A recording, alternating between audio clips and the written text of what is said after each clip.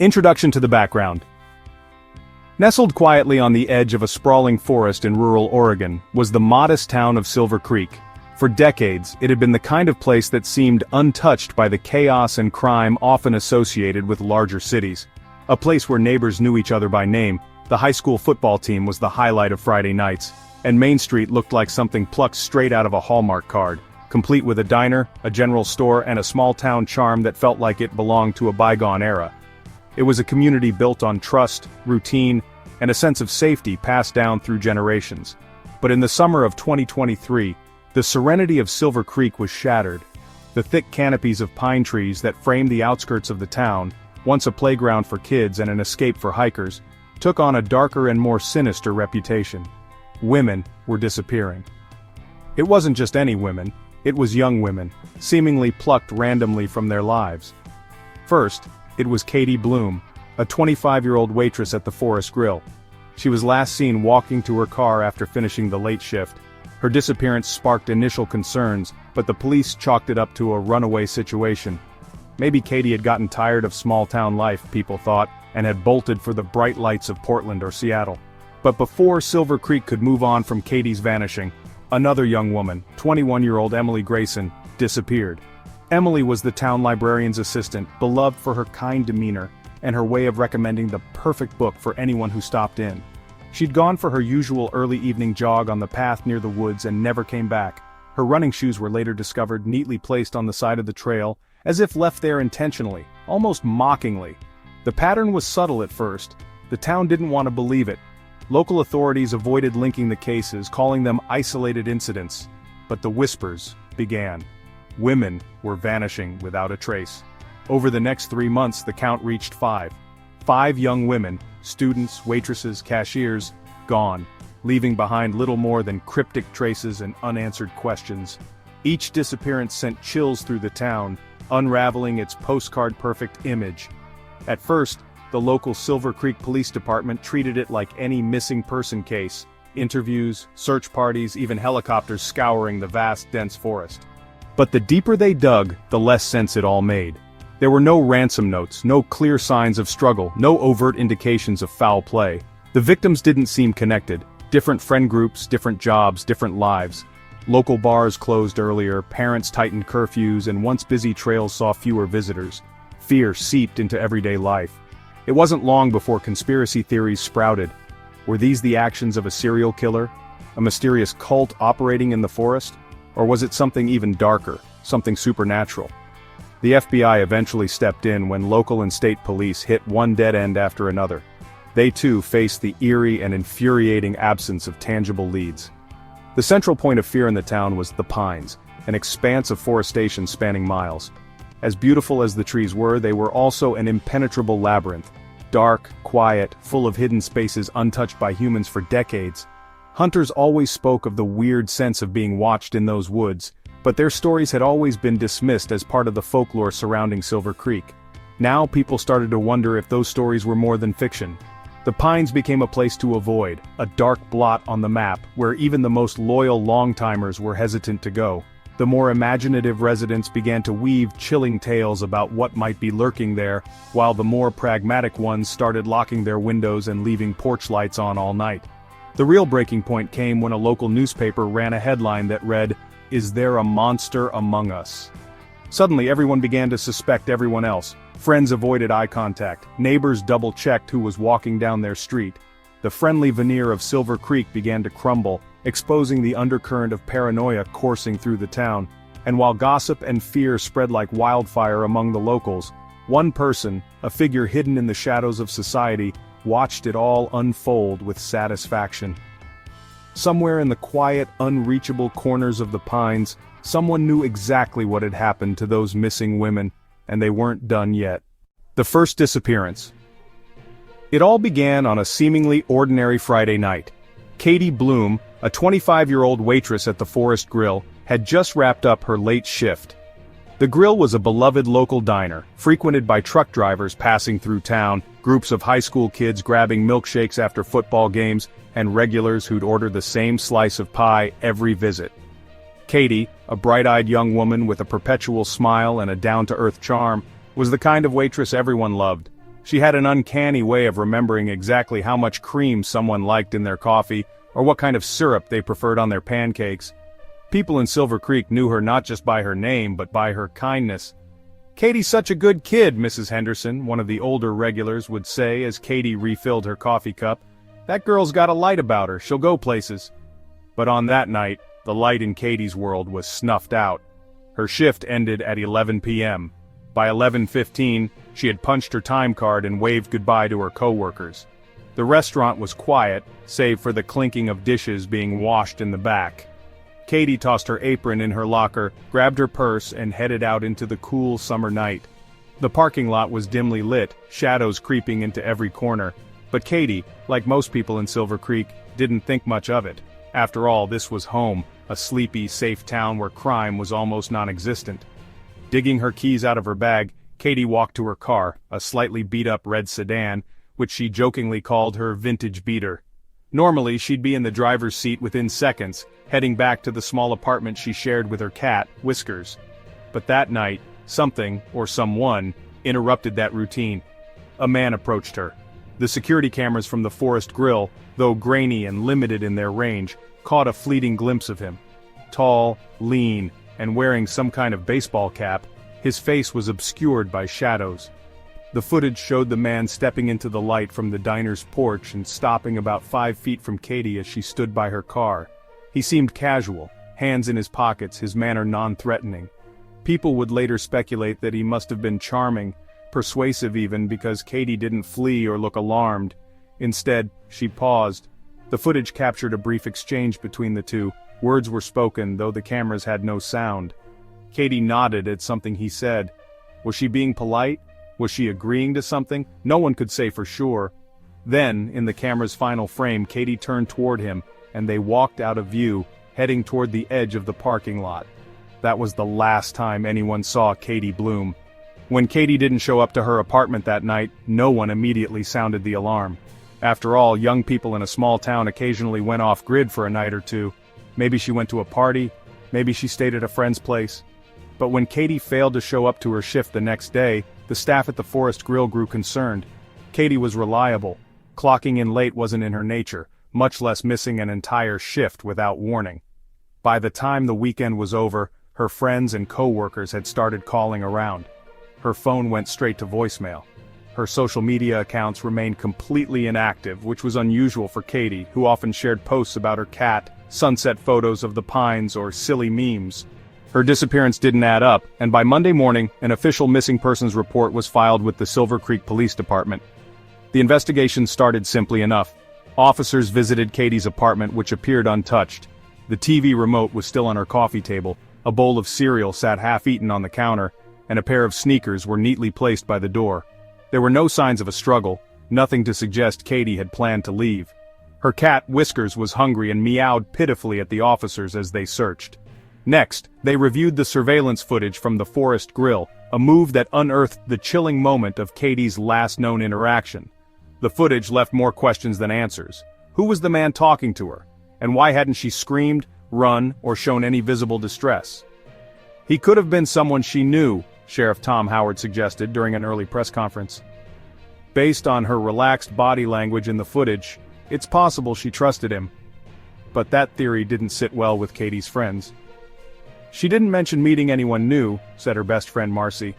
"We talked every day and she wasn't the type to just walk off with a stranger, especially at night." Marcy pointed out that Katie had been looking forward to a hiking trip later that week. She wasn't the kind of person to vanish. She had her whole week planned out. A search party was formed. Volunteers combed through the pines, shouting Katie's name as they ventured deeper into the dense forest.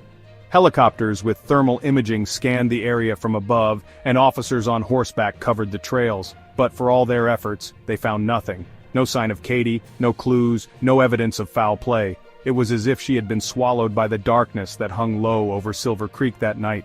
As the days turned into weeks, theories began to swirl. Some locals whispered about transient workers or drifters who might have abducted Katie. Others speculated about something more sinister, an organized crime ring or even occult activity tied to the forest. But none of it felt real. Silver Creek wasn't the kind of town where stories like this happened. Yet here they were, facing the unthinkable. The gossip grew louder when the police investigation appeared to stall. Sheriff Howard insisted they were doing everything they could, but privately the department faced mounting pressure. The footage of the unknown man was too blurry to make an ID. No witnesses came forward, and Katie's phone offered no traces. It had either been turned off or destroyed. The town was running out of leads, and slowly but surely, the search for Katie faded into the background. That was until Emily Grayson disappeared. When the librarian's assistant went missing a few weeks after Katie, the town's collective anxiety boiled over.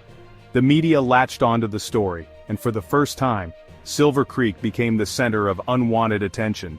Reporters flooded the streets, headlines painted the town as the place where women vanish, and conspiracy theories exploded online. But for those who knew Katie, the attention didn't matter. All they wanted was for her to come home. As they stared at her picture hanging on missing person posters taped to telephone poles across town, one question lingered in their minds. What happened to Katie Bloom that night? The series of disappearances. The disappearance of Katie Bloom sent ripples of worry through Silver Creek, though at first it was hushed worry, a type of fear residents quietly discussed over morning coffee, behind closed doors, or in whispers during Sunday church services. "It's probably nothing," they'd say. "She'll come back. Maybe she just needed a break." That hope lingered in the air for weeks, even as Katie's face remained plastered on missing posters taped to storefront windows and telephone poles. But then, Emily Grayson went missing, and everything changed. Emily, just 21 years old, was a beloved figure in the community. Working part-time as an assistant at the small-town library, she'd become something of a local staple. Kids knew her as the nice lady who recommended books about dinosaurs or fairies, while adults appreciated her calm demeanor and warm smile.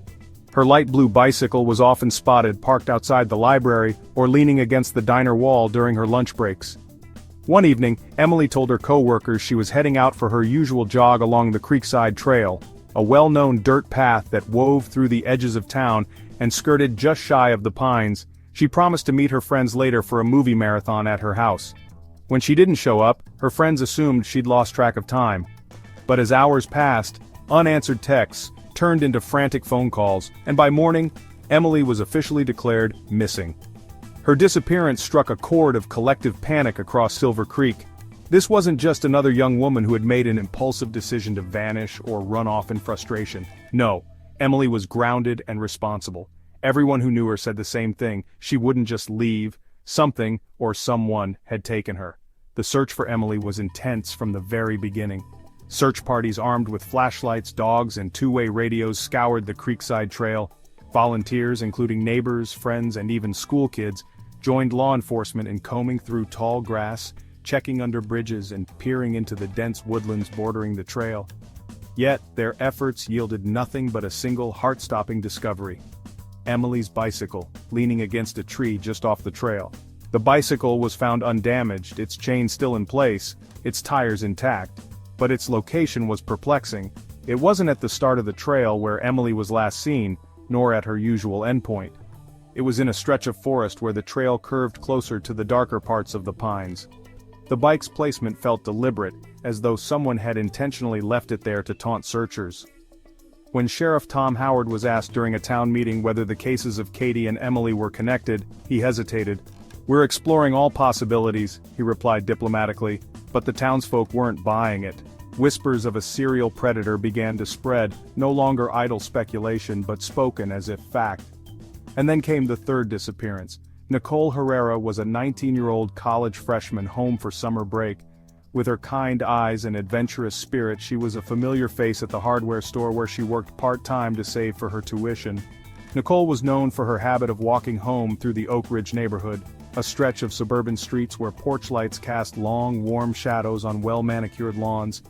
But one night, while strolling home from a late shift, Nicole disappeared.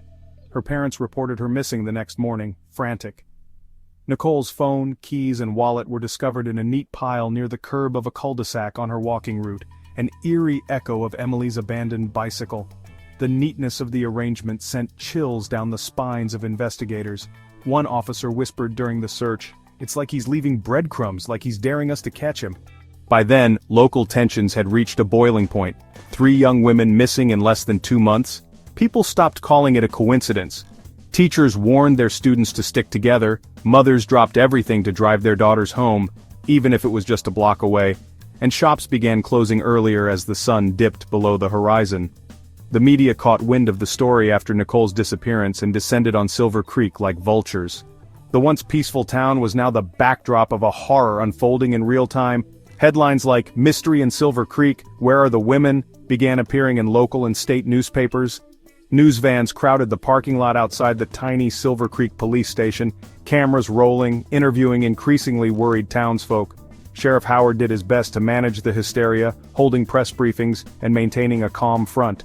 Behind the scenes though, the small police force was stretched thin, leads were sparse, suspects were non-existent, and there was a growing sense that they were being outsmarted. As the sheriff sifted through the missing persons files late one night, a realization struck him. All 3 women had vanished within 3 miles of the edge of the pines. Looking at the map, he circled 3 distinct points: Katie's diner parking lot, Emily's bike trail, and Nicole's cul-de-sac. The circles formed a loose triangle, all pointing toward the forest as the silent observer to these chilling events. The 4th disappearance came barely 2 weeks later. Jessica Monroe, a 26-year-old bartender, was last seen finishing a closing shift at the Tin Lantern, a dive bar on the outskirts of town. Jessica had a reputation for being tough. She could break up a fight between drunk patrons without breaking a sweat. But she also had a soft side. She loved writing poetry and had dreams of moving to a bigger city to pursue a career in writing. Like Katie, Jessica's workplace had security cameras. Unlike Katie, Jessica's final moments on tape were far more disturbing. Just outside the bar's back door, as Jessica smoked her post-shift cigarette, a figure in black appeared briefly in the frame. The two seemed to exchange words, though Jessica stood her ground, pointing back toward the bar as if to signal her unwillingness to leave. A moment later, the figure lunged toward her. The struggle was over in seconds. The figure dragged her into the shadows, out of view of the camera. By the time Jessica's co-workers discovered she was missing the next morning, the only trace she left behind was a faint scuff mark on the pavement where rubber soles had desperately tried to plant themselves. The FBI was officially called in after the 4th disappearance. The Silver Creek Police Department, overwhelmed and out of its depth, needed backup. Elite profiler teams were flown in, and large-scale investigations were launched. Task forces were deployed into the pines with high-tech surveillance equipment, drones, and canine units. But as the clock ticked and the summer heat baked Silver Creek, the disappearances still didn't stop. The 5th woman to vanish was Heather Kane, a 22-year-old nursing student commuting from the neighboring town of Cedar Ridge. Heather rarely spent time in Silver Creek, only passing through to visit friends or stock up on school supplies from the local stationery shop. But one Friday evening, while driving back from a coffee date with her sorority sister, her car turned up abandoned on the side of a country road, hazard lights still blinking. After the discovery of Heather's car, the whispers turned into shouts. The monster, whoever they were, was escalating, growing bolder. Bits and pieces of fear tied Silver Creek residents together. They locked doors, avoided the pines, and clung to the hope that maybe, just maybe, the authorities would catch whoever was behind this. The secret house in the woods. For as long as anyone could remember, the pines, the endless forest that bordered Silver Creek, had been a place of mystery. It stretched far and wide, its towering trees creating a canopy so thick that sunlight barely kissed the forest floor in some areas. It was beautiful during the day but became sinister at dusk. Stories of strange noises, unexplained shadows, and hikers getting lost had been swirling around town for decades. Some locals joked that if Silver Creek had ghosts, they were hiding out in the pines. So, when the search for the missing women seemed to hit a dead end, rumors naturally turned toward the woods. "It's gotta be out there somewhere," muttered Pete Sorensen, an older resident who worked as the town's volunteer fire chief. He was sitting in a booth at the Forest Grill, clutching his coffee mug like it contained answers. "That's where folks go when they don't want to be found, if someone's hiding those girls." He didn't finish the sentence, but everyone knew what he was implying. Whispers about the pines grew louder when Mike Delaney, a local hiker, came forward with a story that sent chills down the spines of nearly everyone in town. A week after Heather Kane's disappearance, Mike had been out walking one of the quieter trails deep in the forest. He was hoping to find some solitude, as he often did. But this time he came across something that made him pause, a light, small and flickering, emanating from an abandoned house that stood at the edge of a clearing. The house had been there as long as Mike could remember, a relic from a time when Silver Creek was still a logging town, a period largely buried by time. The structure had all but rotted into the earth, its once sturdy walls sagging inward, its windows long shattered. Local kids on a dare would sometimes sneak through its broken door to scribble graffiti on the peeling walls or scare each other with ghost stories. But that night, Mike swore the house was not empty.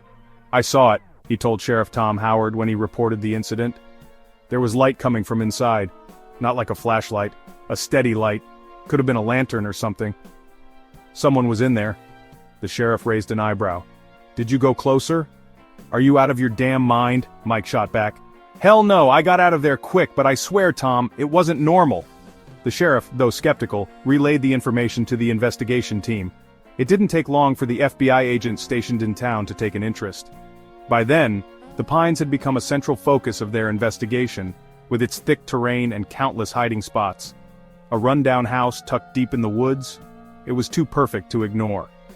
The next morning, a team consisting of FBI agents, local deputies, and a few tracking dogs ventured into the forest to locate the house. Mike Delaney had provided clear directions, and by mid-afternoon they came upon it. The house stood in eerie silence, almost as if it were waiting for them. Its roof sagged dangerously, and vines crawled up its walls, choking what little structure remained. The front door hung loosely on rusted hinges, swinging lazily in the breeze.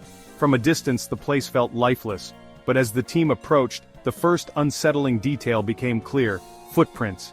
Several distinct sets of prints marked the dirt outside the house, crisscrossing in seemingly random directions. They were recent. Sheriff Howard, leading the team in, barked out orders. "Weapons ready." "We don't know who or what we're dealing with here." The group split into pairs, circling the house's exterior first. The windows were nothing but jagged gaps, revealing an interior cloaked in shadow. One of the FBI agents, Agent Monroe, was the first to peek through. "Something's been moved in there," she murmured into her radio. "Looks like furniture or crates." Steeling themselves, the team entered the house. The inside reeked of damp wood and decay, but it didn't take long for them to realize this wasn't your average abandoned shack. Despite the crumbling walls and an overall air of neglect, there were signs of recent activity everywhere. The floor, blanketed in dust and debris, showed clear drag marks leading further inside. On the ground near the doorway, someone had discarded an empty food can, its label faded but still legible enough to date it within the last month. As they moved deeper into the house, they discovered a small makeshift kitchen, a filthy camping stove perched atop a sagging counter, and shelves that held the sparse remains of what looked like provisions: canned soup, a half-empty water bottle, and an unused roll of duct tape. Agent Monroe carefully noted each item, her voice steady but tinged with disbelief. "He's been living here," she said aloud. Sheriff Howard nodded silently. Then came the basement door. It was concealed behind a tattered curtain in what used to be the living room but was now little more than rotting beams and broken floorboards. The door itself was strange. Unlike the rest of the house, which felt like it could collapse under a strong gust of wind, this door looked sturdy, reinforced even. It had a deadbolt, freshly installed. "This isn't right," one of the deputies muttered, fingers tightening on his flashlight. Sheriff Howard gestured for everyone to be silent before motioning to Agent Monroe to proceed. Using tools, the team pried the door open, revealing a dark staircase leading straight down. The steps were unnervingly solid, made of wood still in decent condition, as if someone had gone out of their way to ensure they were usable. The air grew colder as they descended. The faint scent of mold and damp earth gave way to something else, something sour, metallic, and deeply unpleasant. The flashlight scattered beams of light across the walls, which were lined with hastily nailed wooden planks. At the bottom of the stairs, the space opened into a room. It wasn't large, but it was deliberate in its design. The walls were soundproofed with layers of insulation and plastic sheeting. A single naked bulb dangled from the ceiling, casting a sickly yellow light over what lay inside. A metal cot, its mattress stained, a bucket, scraps of rope, and in the corner a small desk with a laptop resting on it, its screen black.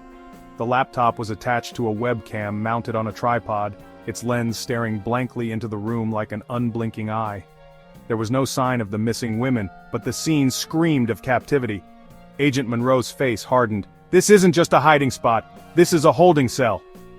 The discovery of the house, and its sinister basement, sent shockwaves through Silver Creek. Though fingerprints and DNA samples were immediately retrieved from the scene, what haunted everyone the most was the sense of meticulous planning.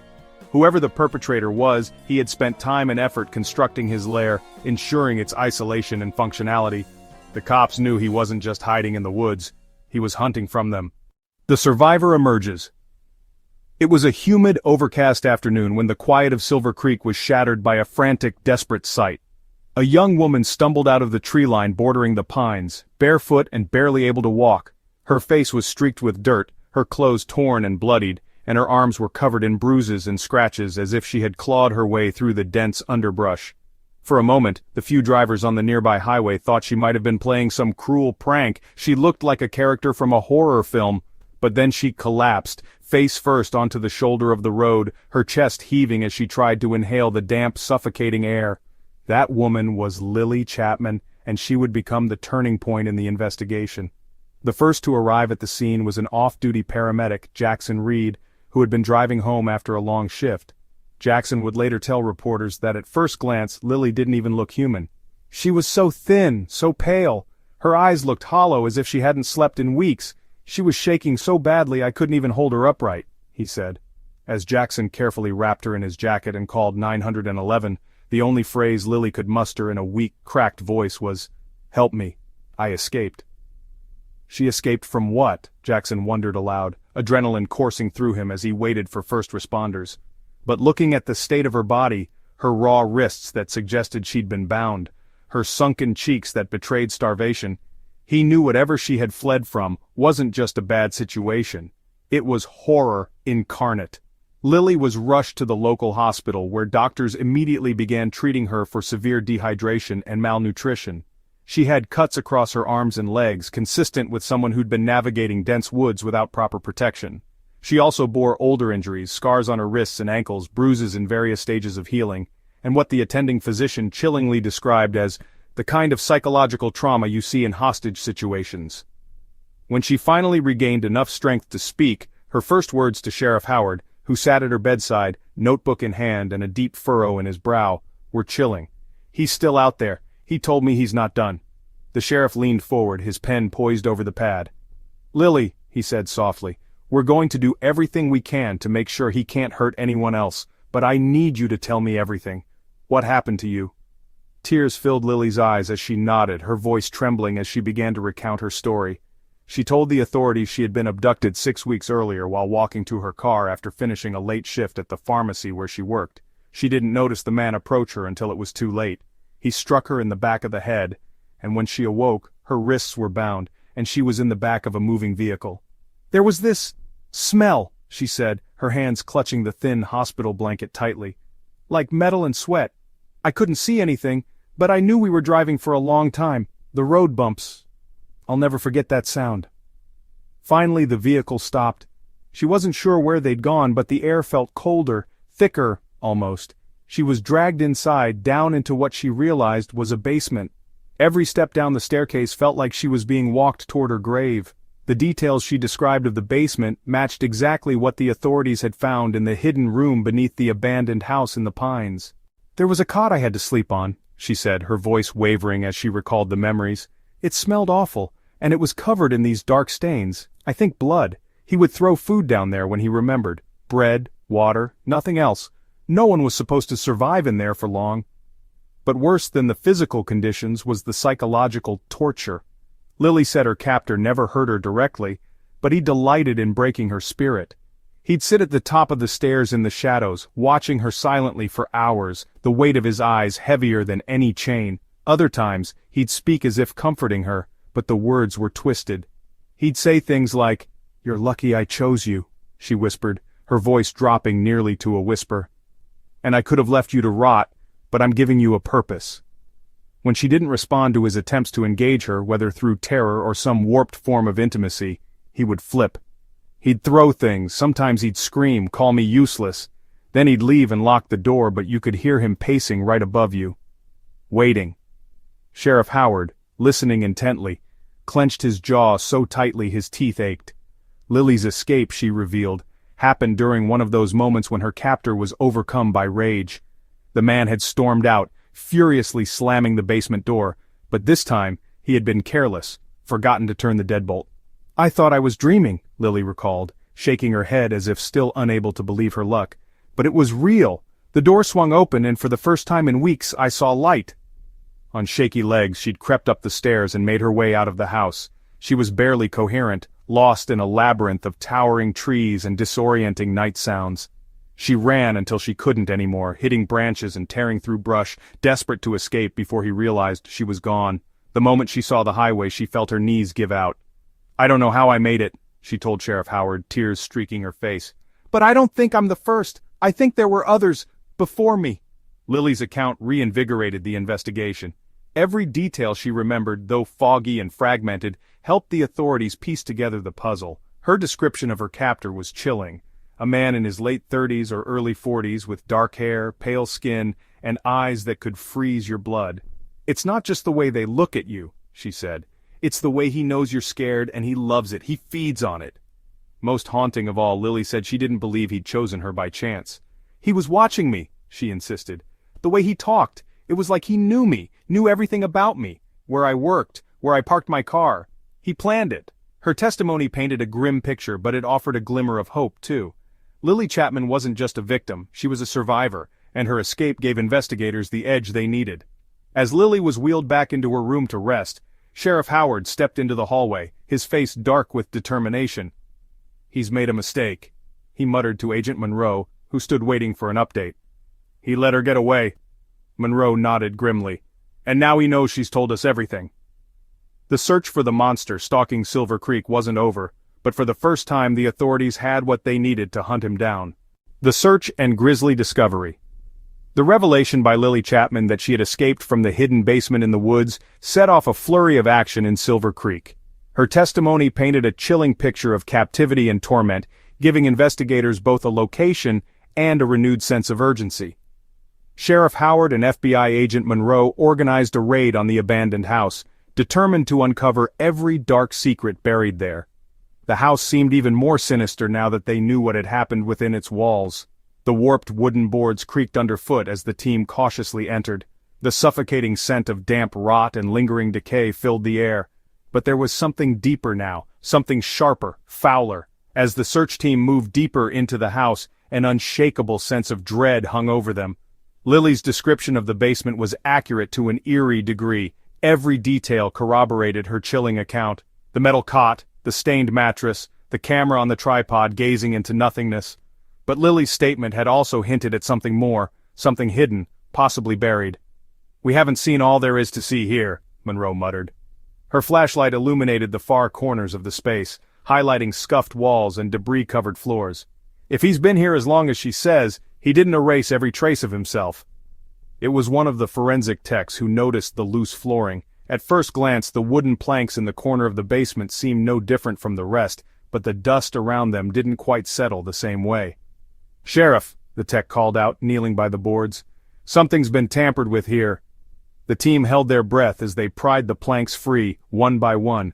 A faint but unmistakable stench of putrefaction rose from below, hitting them like a physical blow. The deputies stepped back, some covering their noses and mouths. Sheriff Howard cursed under his breath, and Monroe's jaw tightened. Even for law enforcement veterans, this was a smell you never got used to. When the last plank was removed, the sight beneath the floorboards silenced every voice in the room. Below the house, in a narrow hollow carved into the dirt, were two bodies. Both were carefully wrapped in thick plastic sheeting, bound with layers of duct tape to seal in the grisly secret. The team worked swiftly but delicately to retrieve and examine the remains.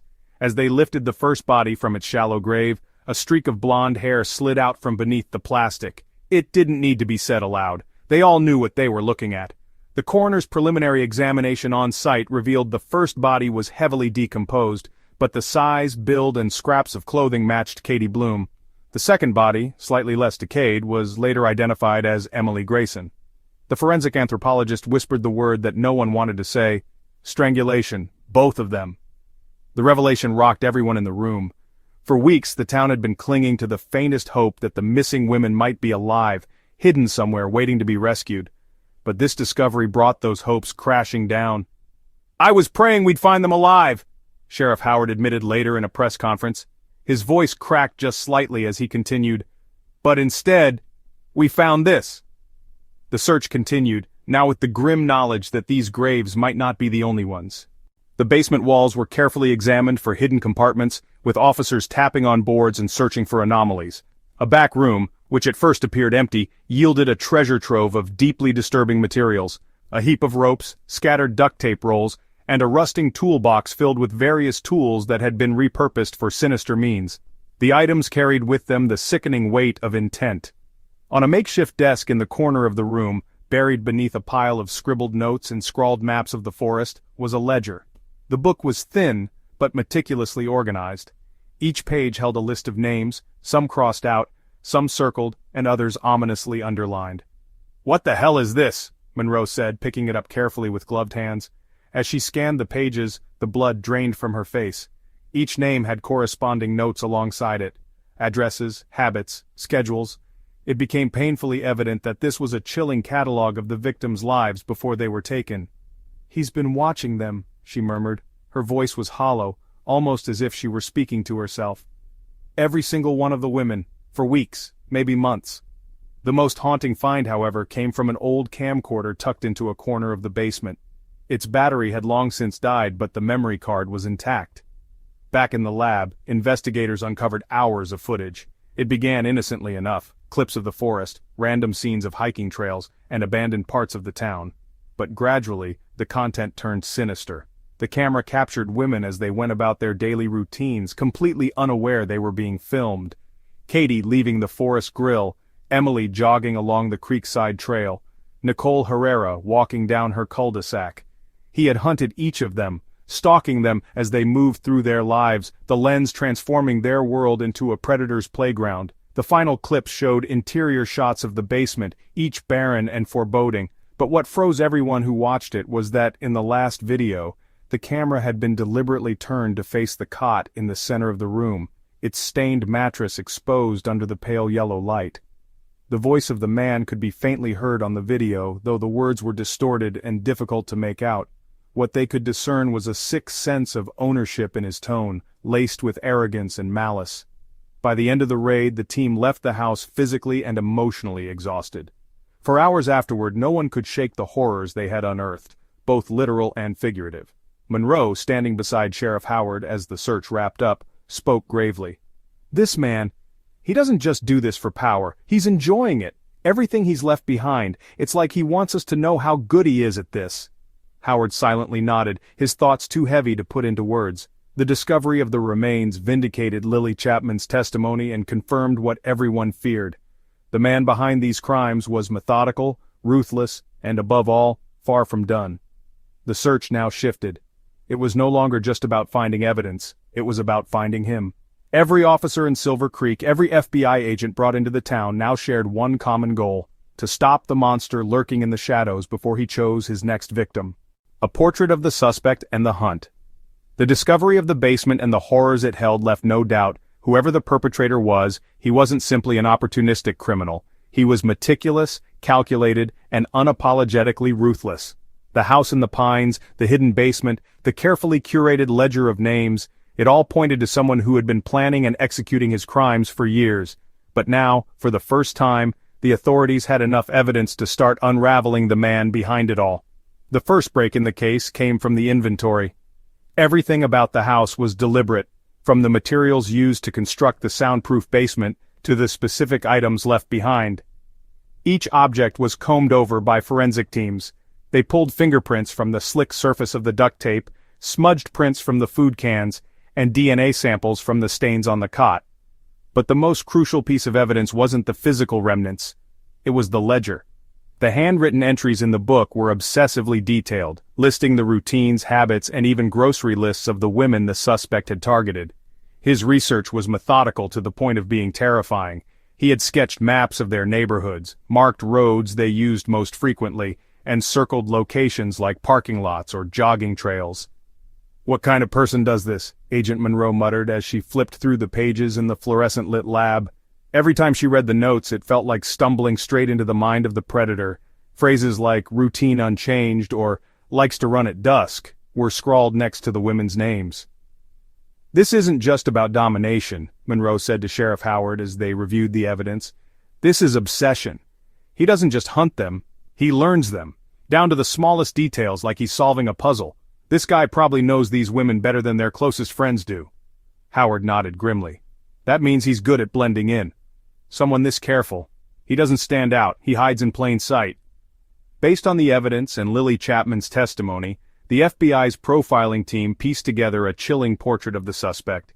He was likely a man in his late 30s to early 40s, white, average build, and inconspicuous. Someone who wouldn't draw attention in a crowd. The engineering and structure of the basement indicated a man with experience in construction or mechanics, someone who knew how to work with his hands. The profiler expanded on his psychological profile. "This man is highly organized, focused, and incredibly patient. He's not impulsive. He watches his victims for weeks, maybe even months. He studies their weaknesses, their vulnerabilities, and when he's ready, he strikes quietly and efficiently."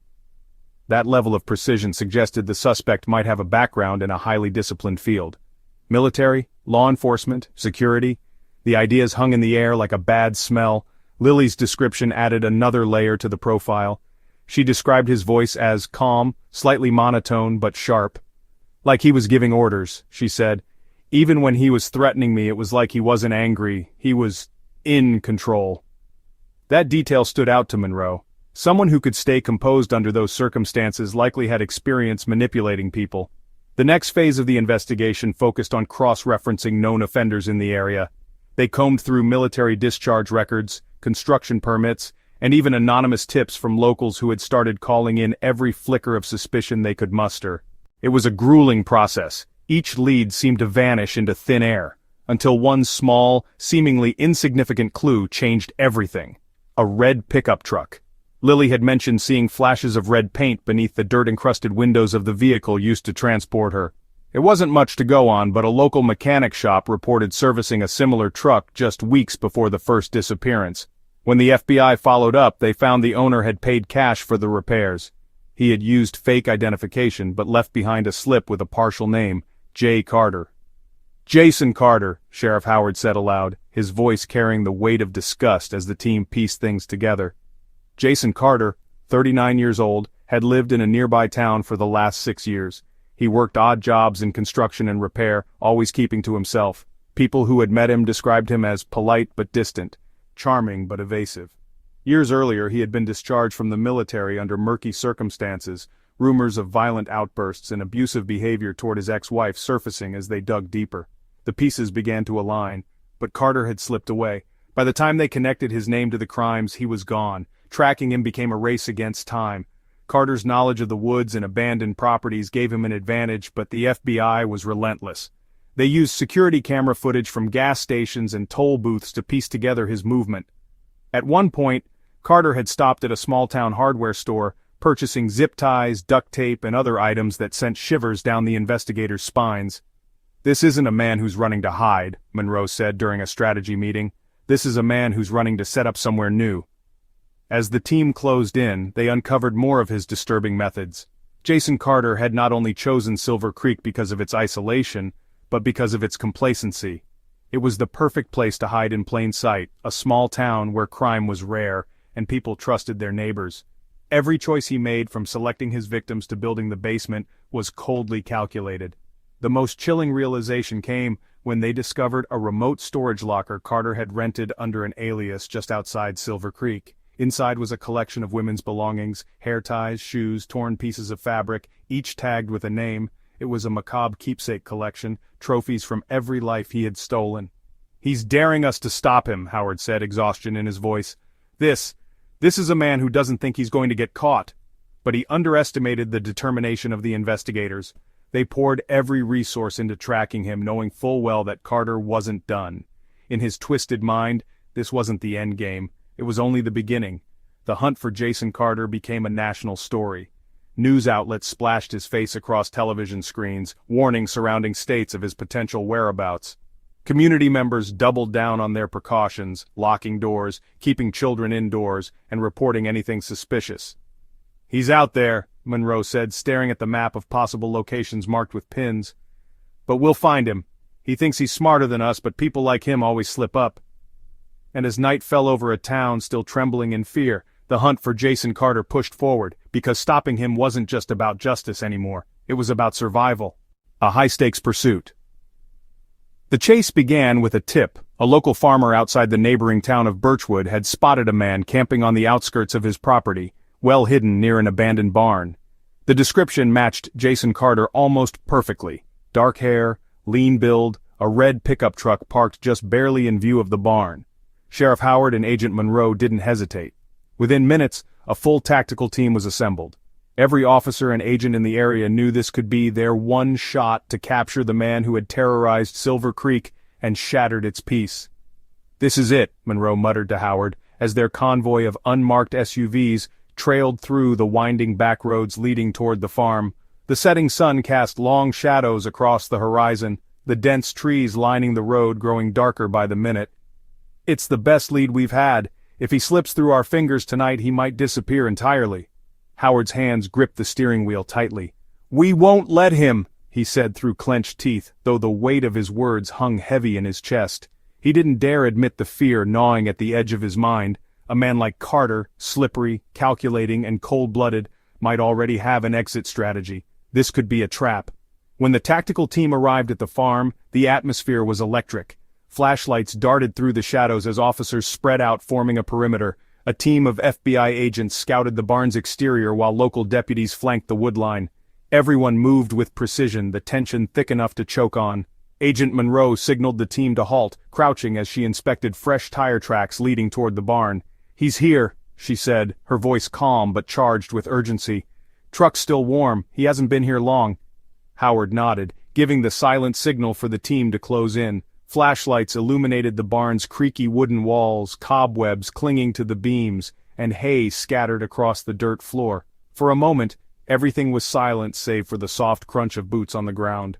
Then they found it, a small campsite hidden behind a stack of rotting hay bales, a makeshift bedroll, a scattered pile of canned food, and most telling of all, a military-grade backpack. Monroe knelt by the pack, pulling out a rusted hunting knife and a wad of torn papers covered in scribbled notes, the same careful handwriting from the ledger at the house.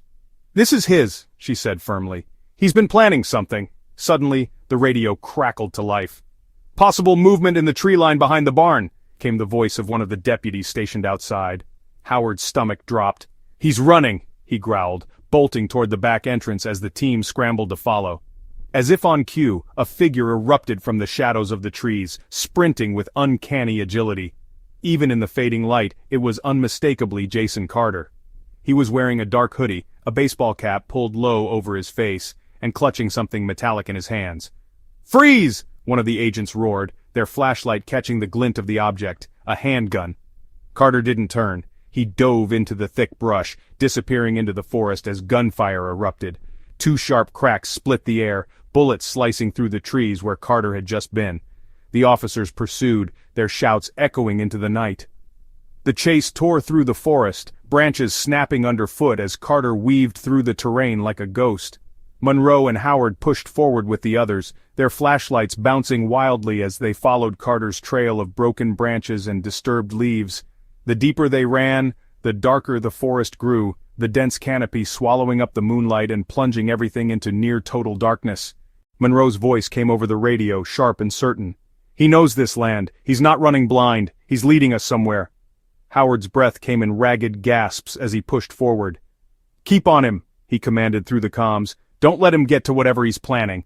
A flash of red appeared in the distance, Carter's truck, parked at the edge of an overgrown dirt road. The tactical team closed in, guns raised, their flashlights creating sharp beams that lit up the area. But the truck was empty, its doors flung open as though Carter had abandoned it in a hurry. The cab was littered with fast food wrappers, water bottles, and, disturbingly, a series of scribbled maps marked with red X's. One of the deputies called out nearby. "Over here! There's a trail! Looks like fresh footprints!" "Move!" Monroe ordered, her voice slicing through the chaos. The team regrouped and followed the trail, which led deeper into the woods. This wasn't an ordinary forest path, it was jagged, uneven, marked by twisted roots and treacherous drops. Carter's footprints were erratic, indicating that he might have been injured, but still, he kept moving. The trail ended abruptly at the mouth of what appeared to be an old storm drain, its entrance partially hidden beneath a thicket of vines. The metallic echo of footsteps sounded from within. He was inside. Howard glanced at Monroe. "Tight quarters."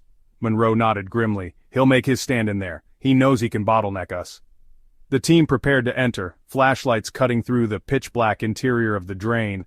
The air was damp, the sound of dripping water amplifying every step as they moved cautiously forward. Suddenly, a loud metallic clang rang out. A trap. Carter had triggered a makeshift mechanism, causing a pile of scrap metal to crash down and block part of the path. "Stay sharp!" Monroe barked, gun raised. From somewhere ahead, Carter's voice rang out, sharp and taunting. "You're wasting your time!" he yelled, the sound bouncing off the walls. "You think catching me will change anything? You can't stop this!" Howard's patience snapped. "We will stop this, Carter!" he shouted back. "It ends here!" The standoff came to a head when Carter reached a dead end in the storm drain. Cornered but defiant, he turned to face the approaching team, his handgun raised. "Come any closer and I'll take a few of you with me," he barked, his eyes wild. Howard stepped forward, his own weapon steady. "It's over, Jason," he said, his voice cold and calm. "No more running, no more hiding, you're done." For a moment, there was silence. Carter's chest rose and fell rapidly, his gaze flicking between the officers surrounding him. Then, with a shaking hand, he aimed his gun at Howard, and Monroe fired first. The crack of the gunshot echoed through the tunnel, deafening and final. Carter dropped to the ground, clutching his shoulder, his weapon clattering to the floor. The tactical team surged forward, subduing Carter as he writhed in pain. Blood seeped through his shirt, but the wound wasn't fatal. Monroe stood over him, her expression unreadable as he was cuffed and dragged to his feet. "You think you've won?" Carter sneered, his voice hoarse. "You have no idea what's coming." Howard glared at him, his jaw clenched. "Yeah, well, you won't be around to see it." As Carter was hauled out of the storm drain and into the light of the waiting squad cars, the collective weight of the chase began to lift. The team was exhausted, dirty, and battered from the ordeal. But they had him. Jason Carter, the monster who had haunted Silver Creek, was finally in custody. The unexpected twist. The town of Silver Creek exhaled a collective sigh of relief when Jason Carter was dragged into custody. After months of torment, the monster who had haunted the town's shadows was finally behind bars. For Sheriff Howard and Agent Monroe, that night felt like a victory hard-earned, a bitter chapter closing after relentless work. But unbeknownst to everyone involved, the final chapter of this nightmare was far from over. 3 days after Carter's arrest, while the FBI scoured through his belongings, maps, notes, and the macabre trophies collected in his storage locker, they stumbled upon something chilling. Tucked behind a false panel in one of his bags was a series of photographs, each carefully protected in plastic sleeves. The images didn't match the profile of the women Carter had been known to stalk or abduct. These were locations: a gas station, a local diner, a construction yard, and, most disturbingly, the Silver Creek Police Department. Monroe placed the photos on the table one by one, carefully arranging them, while the tension in the room grew like a thick fog. "These aren't random places," she muttered, her voice more a whisper to herself than anyone else. She circled the photo of the police station with the cap of her pen. "He wasn't just stalking victims, he was watching us." Sheriff Howard, standing across from her, froze. His jaw tightened as he leaned over for a closer look. "Are you saying he's been one step ahead of us this entire time?" "I'm saying he had eyes on the people chasing him," Monroe replied, her gaze fixed on the photos. "He knew our movements." That revelation cracked open a troubling possibility. Jason Carter wasn't working alone. For months, the profile painted him as a solo predator, careful, obsessive, but ultimately self-reliant. But this was something different. Someone, or something, was feeding him information. Worse, the photos suggested it wasn't just surveillance, it was personal. "Who's the rat?" Howard said, his voice grim. The question held weight, brushing dangerously close to an unspoken fear hanging over the room. What if someone in law enforcement was working with Carter? Monroe didn't immediately respond. She thumbed through the forensic reports spread across the table, searching for patterns, proof, anything to dispel the growing dread in her chest. "Let's not jump to conclusions," she said carefully. "It could be anyone, someone pretending to be a concerned citizen, informants who spun false leads, even an employee at the diner who overheard too much." But her words felt hollow. The images told a different story. The investigation shifted into a new phase. Every officer in Silver Creek and beyond, from patrol deputies to seasoned veterans, was quietly vetted. Backgrounds were combed through, financial transactions analyzed, and behavior scrutinized. Howard himself volunteered to be among the first to undergo internal questioning. "If I'm gonna ask my people to do this, I'll damn well be the first to stick my neck out," he said bluntly to the FBI review panel.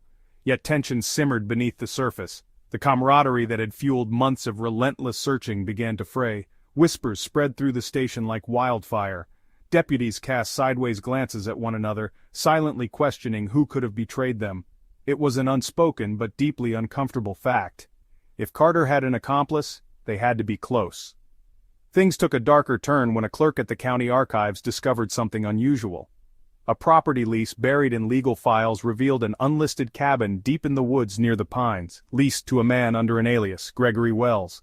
The handwriting on the lease matched Jason Carter's careful scrawl. Howard and Monroe studied the document late that night in the station's war room. "Who the hell is Gregory Wells?" Howard growled, his fingers drumming on the table. Monroe's eyes narrowed. "Not who. What if it's a name someone else gave him? A fake identity created by someone helping Carter stay under the radar?"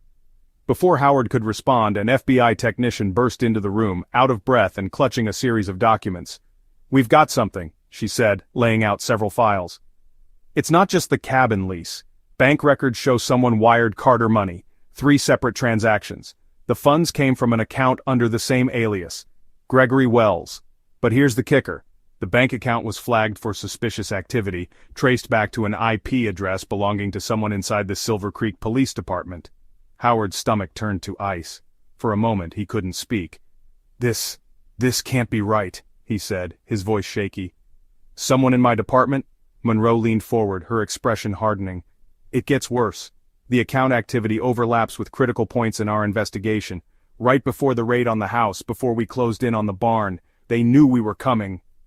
Howard sank back into his chair, disbelief and anger clashing in his expression. "We had a mole," he said flatly. "This son of a bitch had a mole feeding him information the whole time." The next 48 hours would unravel everything the investigation thought it knew. It turned out the mole wasn't just feeding Carter information, they had been helping orchestrate the abductions from behind the scenes. Intercepted messages between Carter and his accomplice revealed detailed plans, routes to avoid police checkpoints, places to stash evidence, movements of potential victims. What shook Howard most wasn't that someone broke ranks, but who it was. The mole was identified as Deputy Connor Neal, a younger officer who had joined the department 5 years earlier. Neal had been a model officer on paper, charming and diligent, someone who seemed to have a bright future in law enforcement. But underneath that facade hid a much darker side. Neal was arrested at his home in the dead of night. Monroe and Howard were among the team that stormed his house. As they barged through the door, Neal appeared eerily calm, his hands raised in mock surrender. "Took you long enough," he said with a smirk that sent chills down Howard's spine. Monroe didn't waste a second. "Where's the rest of the evidence?" she demanded, her voice sharp. "What did you do for Carter?" Neal's grin widened, his expression a mixture of arrogance and something darker, almost smug. "You think this ends with me?" he said cryptically. "Jason was smart, sure, but he's just one piece of the game. There are others, bigger, smarter. You're pulling at strings you can't even begin to untangle." "Shut him up," Howard muttered, unable to look at Neal any longer. As Neal was cuffed and dragged toward the waiting patrol car, his words hung in the air like a storm cloud. Had Carter been just one cog in a much larger, darker machine? And if so, how deep did the roots of this nightmare go? The revelation of Neal's betrayal shook Silver Creek to its core. Even with Carter and his accomplice behind bars, the town couldn't shake the feeling that the shadows still lingered. Neal's cryptic warnings hinted at something larger, something not yet uncovered. For Monroe and Howard, the work was far from over. What started as a hunt for a serial predator had spiraled into something much more sinister, a web of fear and conspiracy they were only beginning to unravel. The final confrontation. It had been months of relentless hunting, false leads, and painstaking research. But the chase for Jason Carter wasn't over. Despite being locked up and interrogated relentlessly, he refused to break. Refused to confess the full extent of his crimes or the truths behind the cryptic messages he had left behind. But Sheriff Howard and Agent Monroe knew one thing. Carter had planned for more than escape. He had something bigger in mind. The break came in the form of another tip, this time from a storage facility 3 towns over. The manager called in, reporting a unit rented under an alias, Gregory Wells. The name again. The FBI raced to the site, only to find stacks of supplies prepared for someone's sudden departure. Food, survival gear, and most chilling of all, evidence of additional plans. A map of a new location, littered with red X's. Monroe stared at the map, her heart sinking as recognition dawned. "This isn't random," she said, tracing a finger across one of the X's. "It's his next hunting ground." Howard leaned over the map, his brow furrowed in frustration. "He's got backup out there. Someone's helping him. You saw what Neil said. This isn't over, but why the hell is he still holding back? What's his ace in the hole?" Monroe frowned. She didn't have an answer, but the X's marked on the map led to a remote forest outside a small, unincorporated town. It was Carter's type of place, isolated, quiet, and impossible to police. Without hesitation, Monroe and Howard put their team together and headed out, determined to confront whatever lay ahead. The sun was just beginning to set as they reached the dense forest at the edge of the town. The air was thick, humid, and eerily silent. The only trail through the woods was overgrown, littered with fallen branches and dead leaves, yet the boot prints leading into the trees were fresh. Carter had been here. "This is it," Monroe whispered as she adjusted her bulletproof vest. Howard took a deep breath, his hand twitching near his holstered weapon. "This guy's not running anymore. He's ready for us." The tactical team of local deputies and FBI agents split into groups, moving cautiously through the forest, flashlights barely piercing the encroaching darkness. The woods seemed to press against them, each creak of a branch setting off nerves. "We've got movement," a deputy whispered into his radio. The barest flicker of light, maybe from a campfire, was spotted up ahead, almost hidden in the terrain. Monroe gestured silently, signaling the team to slow their approach. "Stay sharp," she murmured into her comms. "Eyes open, he's armed, and we know he's set traps before. He won't go down easy." As they closed in on the light, the scene ahead became clearer. A small clearing opened up, the center occupied by a dilapidated hunting shack surrounded by piles of junk and discarded tools. A faint glow emanated from the shack's window. It was too quiet. Carter was inside, but he wasn't hiding. He wanted them to find him. Howard's grip on his rifle tightened as he motioned for two agents to flank the structure. "Let's do this clean," he said through gritted teeth. "Monroe, take the front. I'll cover the side window." Monroe moved toward the door, her team lined up behind her. Her heart was pounding, but her hands were steady. As she reached for the knob, she paused, listening. No footsteps, no rustling, just the faint hum of a generator and a low, rhythmic tapping coming from inside. "Carter!" Monroe shouted, pushing her voice through the door. "We know you're in there! Step out slowly with your hands where we can see them!" The tapping stopped. The silence that followed was suffocating. Moments later, a voice answered, low, calm, and almost amused. "You shouldn't have come here, Agent Monroe. I've been expecting you." Monroe's blood ran cold. The way he said her name felt more like a taunt than a greeting.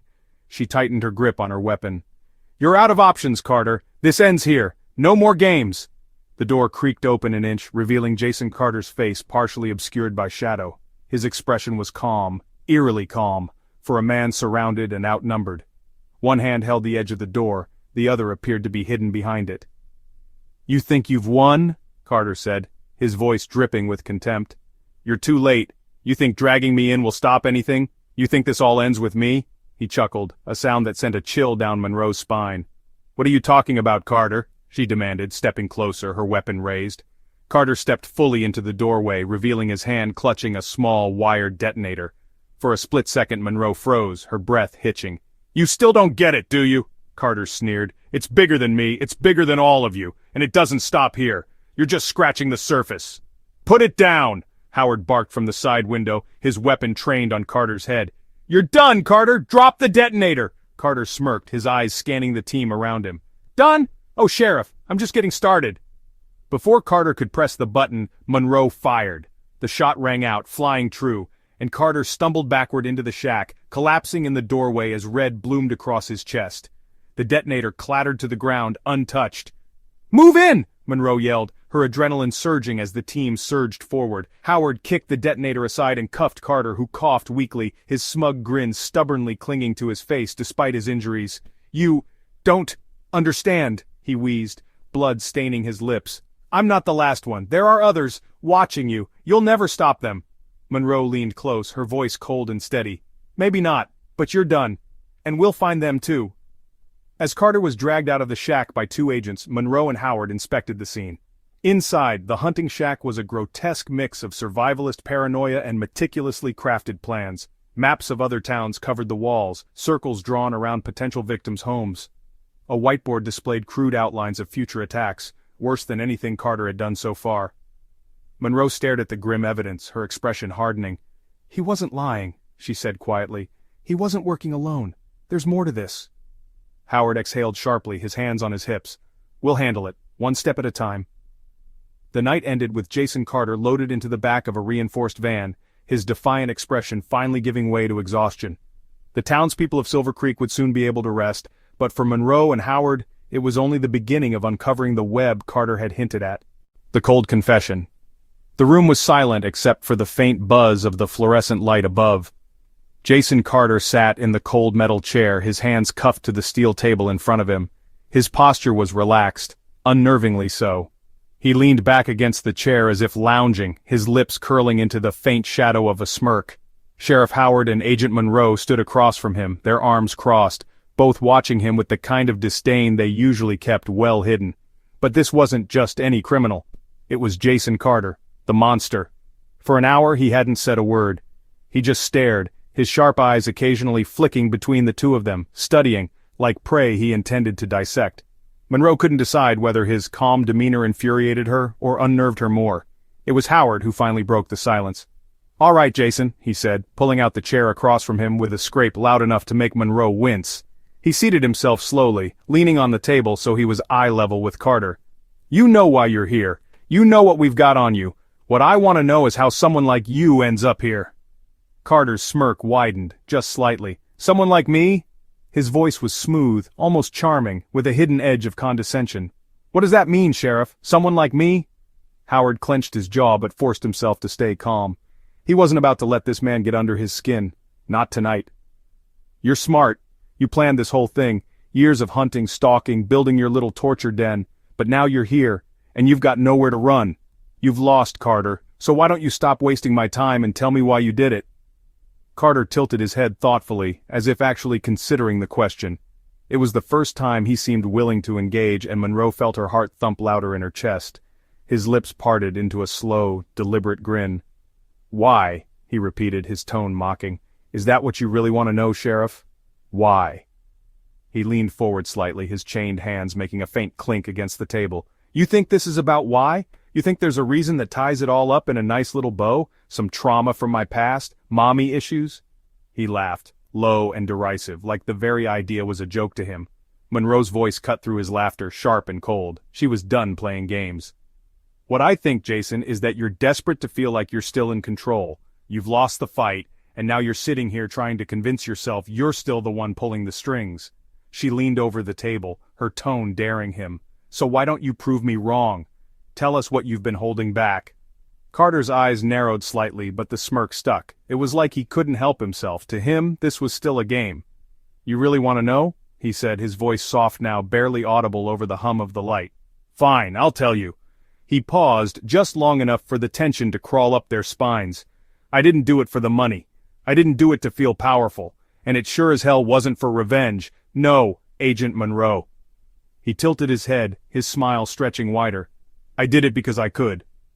The words hung in the air like a dark stain, impossible to wash away. Howard's fists tightened at his sides, his knuckles white, but Monroe didn't flinch. She locked eyes with Carter, forcing him to see the disgust in her unwavering glare. "Explain that," she said simply, her voice like ice. Carter sat back again, as if amused by her reaction. "People like to think they're safe," he began, his tone almost casual now, like a teacher giving a lecture. "They like to believe their routines, their habits, their little bubble of a life, those things protect them. But it's all an illusion, a lie. It doesn't take much to shatter it. You find the cracks, you slip through, and suddenly—" He snapped his fingers, the sound cruelly crisp. "They're yours." He leaned forward again, his voice dropping conspiratorially, though it was no less sharp. "Katie never saw me coming, you know. Poor thing was just trying to get home after her shift at the diner.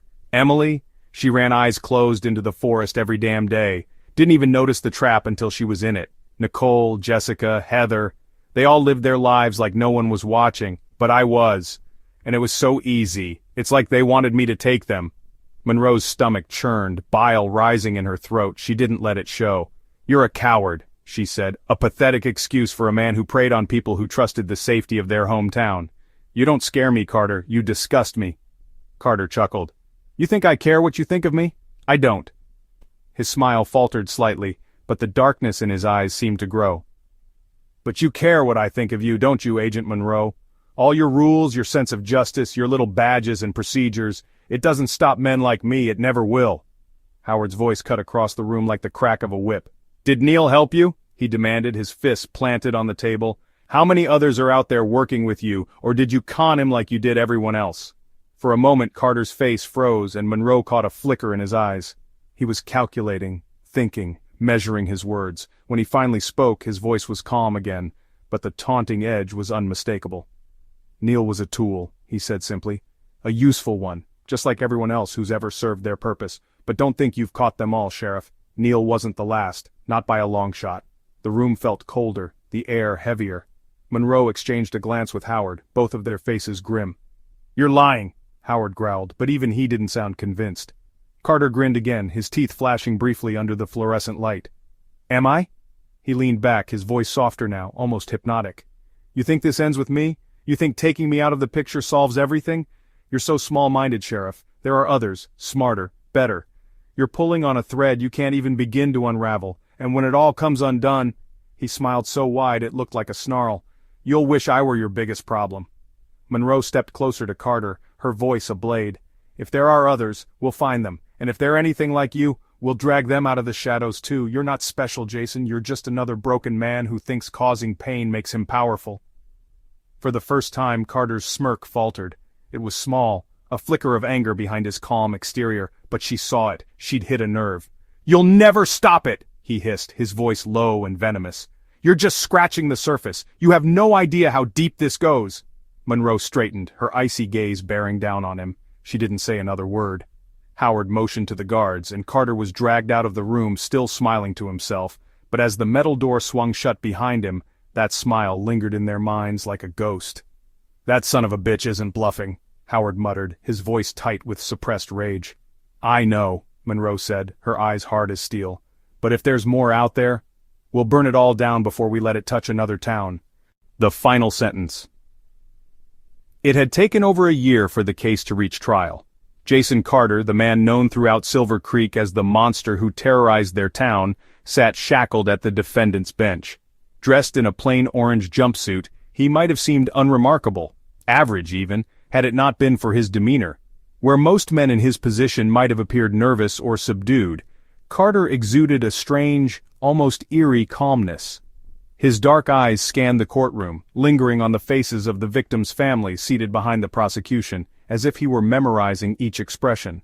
The room was packed with people, reporters, legal teams, spectators, and most importantly, the families of the young women who had tragically lost their lives. Their faces carried a mixture of grief and grim determination. They were here for one reason, to witness the moment when justice would finally be served. Agent Monroe sat alongside Sheriff Howard near the front row of the courtroom. Both had been there every day since the trial began. Monroe clutched a notepad in her hand, though her pen was motionless. She wasn't here to take notes anymore. The evidence had already been laid bare. The basement, the trophies, the detailed ledger cataloging Carter's sick obsessions. There was no arguing the facts. Carter himself had admitted to the murders during his chilling interrogation. Still, there was a heaviness to the air, an unspoken fear that justice might somehow slip through their fingers. Trials had a way of twisting even the most ironclad cases, and Carter had one of the best defense attorneys money could buy, a calculated move by a man who claimed to have no alliances, but clearly had powerful connections. As the judge entered the room, the gavel striking once to call for order, the tension in the packed courtroom was palpable. All eyes turned toward the jury.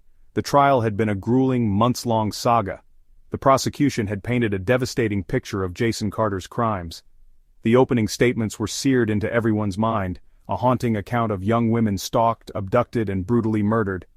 Each piece of evidence came with its own horrors, the stained cot in the hidden basement, the video footage of victims unknowingly being tracked, and, perhaps most damning of all, Carter's cold, emotionless confession. The families of Katie Bloom, Emily Grayson, Nicole Herrera, Jessica Monroe, and Heather Kane had all taken the stand. Their testimonies were heartbreaking, Descriptions of lives shattered, of children and sisters taken from them too soon. Katie's mother had broken down in tears during cross-examination, clutching a photograph of her daughter at her high school graduation. Sheriff Howard had also been called to the stand, his normally steady voice uncharacteristically shaky as he recounted the early days of the investigation. "We'd hoped, prayed that we'd find them alive," he said. "But what we uncovered in that basement, no one in my department will ever forget it." His testimony was followed by Agent Monroe's clinical, cutting summary of Carter's crimes. "This man operated like a predator in every sense of the word," she had told the court. "He planned, he hunted, and he killed, again and again, and he relished it." The defense had tried to argue insanity, a claim that met immediate pushback from the prosecution. They presented psychiatric evaluations that showed Carter was entirely aware of his actions. He didn't suffer from delusions or hallucinations. On the contrary, his crimes were meticulously planned, every move calculated. If anything, the prosecutor argued, Jason Carter isn't insane, he's evil. Carter's attorney countered by attempting to cast doubt on the involvement of others in the case, referencing Neal's role as an accomplice and suggesting Carter wasn't the true mastermind. "My client is a symptom of a larger disease," the defense lawyer claimed. "He's not the root cause." But there was no sympathy for Carter in that room. The jury's eyes remained cold and unforgiving, even as his lawyer made impassioned pleas about systemic failures and manipulation. The closing arguments were devastating. The prosecution took the jury through the horrors once more, urging them not to forget the faces of the victims. "What Jason Carter has done goes beyond murder," the lead prosecutor said, her voice trembling slightly. "He destroyed families, brought terror to an entire town, and reveled in it. He isn't just guilty, he's the very definition of irredeemable, and for that, he must face the ultimate punishment." Carter meanwhile remained seated and silent throughout the trial. He rarely spoke, choosing to smirk or lightly shake his head whenever evidence was presented against him. His indifference infuriated the courtroom. To Monroe, it was a last-ditch attempt to maintain power, to deny the victims' families the satisfaction of seeing him break. It all came down to this moment. The jury filed back into the room after deliberating for less than 4 hours. Their swift return sent a ripple through the courtroom. Howard leaned closer to Monroe and whispered, "That's a good sign. They didn't need long." Monroe nodded but said nothing, her eyes fixed on the foreperson holding the verdict. As the judge asked, "Have you reached a verdict?" the foreperson, a middle-aged woman with an unreadable expression, stood. Her hands trembled slightly as she held the verdict sheet. "Yes, Your Honor," she said. The judge motioned for her to proceed. The room held its collective breath. "In the matter of the state versus Jason Carter, on the charge of first-degree murder, we find the defendant guilty." The word echoed through the courtroom, followed immediately by an eruption of emotion. Gasps, muffled sobs, murmurs. The families clutched one another, tears streaming down their faces. Some wept for relief, others for sorrow that nothing would ever bring their daughters and sisters back. Howard let out a long breath he hadn't realized he was holding, and Monroe allowed herself a rare moment of quiet satisfaction. Guilty. Justice was finally catching up to Jason Carter. The sentencing phase came quickly. Carter's crimes, the brutality of them, had left no doubt in anyone's mind what punishment he deserved. The prosecution pushed for the death penalty, citing the pain he had caused not just to his victims but to an entire community. The defense, now on shaky ground, half-heartedly suggested life imprisonment without parole, emphasizing that ending his life would bring no actual closure. When Carter was given the chance to speak, he declined. He sat staring straight ahead, his defiance seemingly undiminished. As the judge handed down the final sentence, death by lethal injection, there was no visible reaction from Carter, no flicker of fear or remorse, just the same calm, collected mask he had worn throughout the trial. "For your crimes," the judge thundered, "and for the lives you took so callously, you will pay the ultimate price. Justice demands this. The people demand this." Outside the courthouse, reporters swarmed the victims' families. Katie Bloom's mother held a statement in her trembling hands but spoke firmly, her voice carrying over the chaos. "Today is the first day I have felt peace in a long time," she said. "Jason Carter will never hurt anyone again. And while nothing will ever bring my daughter back, I know she can finally rest now." Sheriff Howard addressed the media briefly, emphasizing the tireless work it had taken to bring Carter to justice. "This case drained every resource we had, every ounce of strength," he confessed. "But we never gave up. and that's what matters. We owe it to the victims. We owe it to the town of Silver Creek. As the sun dipped below the horizon that evening, Monroe found herself at the edge of the pines, staring into the trees where it all began. The horrors of Jason Carter's crimes would haunt her forever, but they had done what they set out to do. Justice had prevailed. Still, Neil's cryptic warnings lingered in her mind. Was Carter really the end of the story, or was he just a piece of something larger? For now, she pushed the thought away. Carter was gone. The families had their justice. Silver Creek could finally heal. But deep down, Monroe knew that shadows still lingered, waiting for the worst to unfold.